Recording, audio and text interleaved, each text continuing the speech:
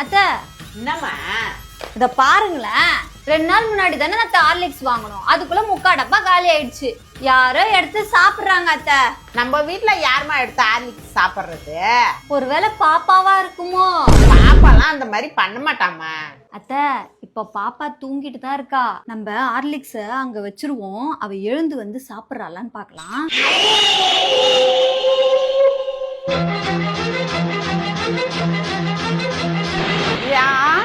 திவ்யா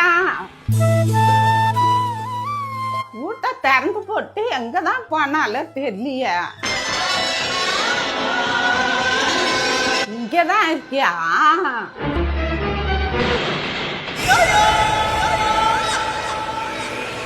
இவளுங்க வர்றதுக்குள்ள 2 ஸ்பூனை காலி பண்ணிட்டு வேண்டியதுதான்.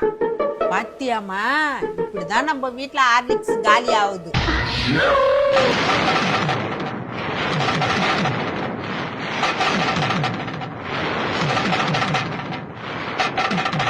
You're